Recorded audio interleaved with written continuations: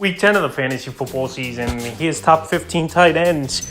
I'm ranking this week. Number 1, Mark Andrews, the Baltimore Ravens. So this week with Travis Kelce on bye, Mark Andrews moves up to the number 1 spot in the rankings. And this week, I know it's not a great matchup versus the Cleveland Browns, but they got one of the better defenses in the league, led by Denzel Ward, Myles Garrett, and Zadarius Smith. But Mark Andrews, he's been healthy over the last few weeks.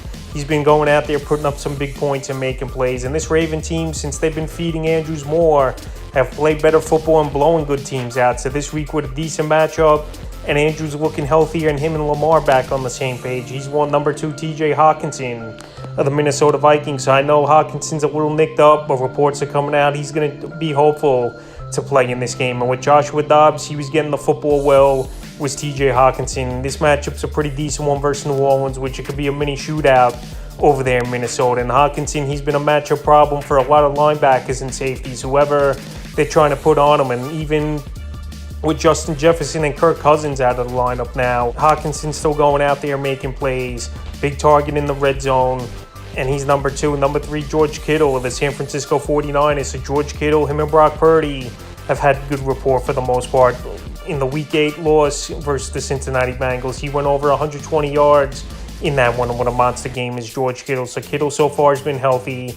Coming off a bye week, I think he's going to go out there, have another solid game. I know this week it's at Jacksonville, one of the better defenses in the league, especially turning the ball over. They lead the league in that is this Jacksonville Jaguar team. But with a few tight ends on bye and George Kittle putting up big numbers the last 2 out of 3 weeks, he's a start. Number 4, Sam Laporta of the Detroit Lions. So Laporta, a great rookie season for him, and he fits this offense like a glove with this Lion team, being the number 2-3 option behind Amon-Ra St. Brown and Jahmyr Gibbs. So this week in a potential shootout, coming off a bye week refreshed, and get things going after the rookie might have been hitting the wall a little bit before the bye week here.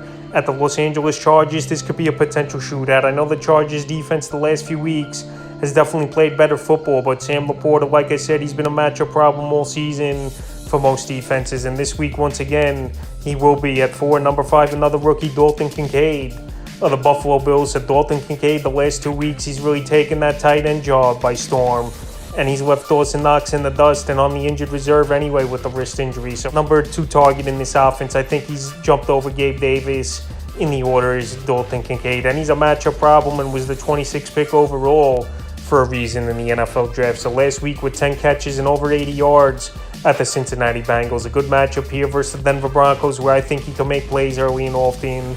And this is a big game for the Buffalo Bills as well on Monday Night Football, where they need it right now, struggling at 5-4, where you would think this Bill team would be 7-2 or something. But right now, Kincaid's making plays. Him and Allen have good chemistry, and he trusts him in big situations as well, which always is a plus. Number 6, Evan Ingram of the Jacksonville Jaguars. So Evan Ingram, him and Trevor Lawrence, they've been on the same page ever since Ingram signed there last season. And he's going out there making plays, and the middle of the field's wide open with him, with threats like Calvin Ridley and Christian Kirk on the outside. So this week here, not the greatest of matchups for San Francisco, which I know their defense has some lapses throughout the year, but they still go out there, and for the most part, they're stout defense and hold offenses down. But Evan Ingram is a matchup problem for most linebackers. Him and Trevor Lawrence are getting things going this season. And this week here, I think Ingram once again has a good game. Number 7, Jake Ferguson of the Dallas Cowboys. So Ferguson, we saw some flashes the first 3 weeks of the season. Then he tailed off a little bit, but the last 2 weeks he's found the end zone is Jake Ferguson. And Dak Prescott, he always likes a tight end, going back to Jason Witten, Dalton Schultz over the last few seasons. And now Jake Ferguson's filled in very well for Dalton Schultz as a tight end for this Dallas Cowboy team. And he's top 10 in fantasy points at the position. So this week here with a great matchup versus the New York Giants, where we know their linebacking crew isn't all that great. And early in the season, having a good game versus the Giants in week 1.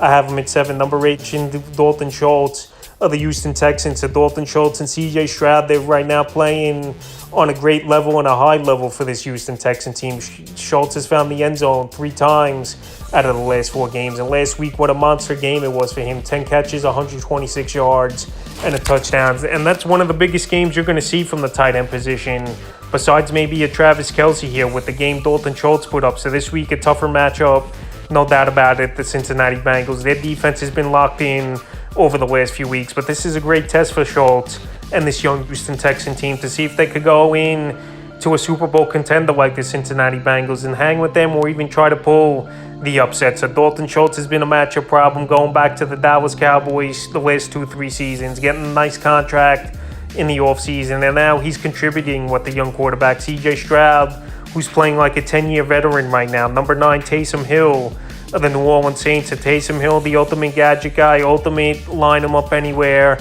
and he's doing it all. So right now in Yahoo Sports and ESPN leagues, he qualifies at tight end is Taysom Hill, and we know within the 10-yard line where his value is for this New Orleans Saints team and fantasy owners. Obviously, direct snap, running the football, passing the football at times, and even catching the football a little. So this week here in a matchup in Minnesota where their defense really isn't that great and gives up a lot of points, I think Taysom Hill once again has a good game. I'm not going to say he's going to go out there and get over 20 fantasy points like he did last week, but definitely a serviceable number, and not surprising if he found the end zone. Number 10, Trey McBride of the Arizona Cardinals. So Trey McBride, he's been one of the better tight ends to come out of college, and now he's the starting tight end for this Arizona Cardinal team where Zach Ertz landed on IR a couple weeks ago, and McBride in his first start going back in Week 8 versus the Baltimore Ravens, he had 10 catches, 95 yards, and a touchdown and 14 targets. And then last week as a whole, this offense did nothing with Clayton Tune as the starter, but Kyler Murray back in the lineup coming off the ACL, missing the whole season,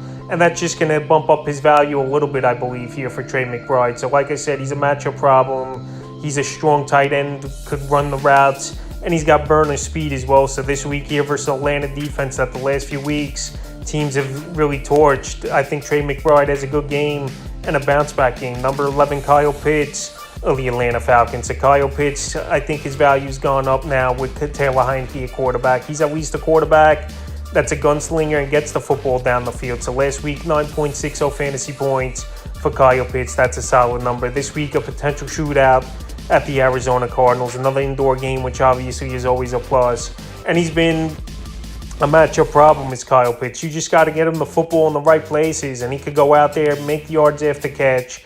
He could burn his secondary as well. Number 12, Logan Thomas of the Washington Commanders. It's never been about talent with Logan Thomas. It's always been, can he stay healthy? And this season he stayed healthy as Logan Thomas. I know last week he didn't do much. 4 catches, 31 yards. We got to pass the football more, Sam Howell and this Commander team at the Seattle Seahawks, because we know the Seahawks team could put up points.